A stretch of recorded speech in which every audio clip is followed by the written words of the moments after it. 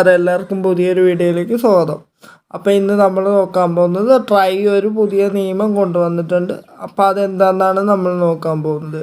വീഡിയോയിലേക്ക് പോകുന്നതിന് മുമ്പ് ആദ്യമായിട്ട് ഈ ചാനൽ കാണുന്ന ആൾക്കാരൊക്കെ ഒന്ന് സബ്സ്ക്രൈബ് ചെയ്ത് സപ്പോർട്ട് ചെയ്യണം. നിങ്ങളുടെ സപ്പോർട്ട് ഉണ്ടെങ്കിൽ നമുക്ക് ഇതുപോലത്തെ വീഡിയോസൊക്കെ ഇനിയും ചെയ്യാൻ സാധിക്കുകയുള്ളൂ.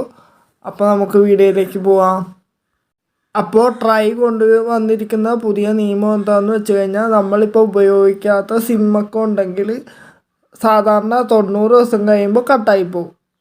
90 ദിവസം നമ്മൾ യാതൊരു ഉപയോഗവും ഇല്ല, അതായത് കോള് വിളിക്കുന്നില്ല, SMS ഇല്ല, ഒരു വാലിഡിറ്റി പാക്കും ഇല്ലെങ്കിൽ 90 ദിവസം കഴിയുമ്പോൾ അവർ ഓട്ടോമാറ്റിക്കലി സിമ്മ് ഡീആക്ടിവേറ്റ് ചെയ്ത് അത് വേറെ ആൾക്ക് കൊടുക്കും. അതാണ് സാധാരണ ചെയ്യുക. ഇപ്പം അതിന് ചെറുതായിട്ടൊരു മാറ്റം വന്നിട്ടുണ്ട്. അതായത് നമ്മളുടെ മെയിൻ അക്കൗണ്ടിൽ ഒരു 20 രൂപ ബാലൻസ് ഉണ്ടെങ്കിൽ ഒരു മാസത്തേക്ക് കൂടി സിമ്മ് കട്ടാകാതെ നമുക്ക് സിമ്മ് ഉപയോഗിക്കാൻ സാധിക്കും. പക്ഷേ ഇതിൽ നിന്ന് കോള് വിളിക്കാൻ സാധിക്കത്തില്ല. കോള്, SMS, ഡാറ്റ അങ്ങനെയുള്ളതൊന്നും ഉപയോഗിക്കാൻ സാധിക്കത്തില്ല. അത് ഉപയോഗിക്കണമെന്നുണ്ടെങ്കിൽ ഒരു വാലിഡിറ്റി പാക്ക് തന്നെ റീചാർജ് ചെയ്യേണ്ടി വരും.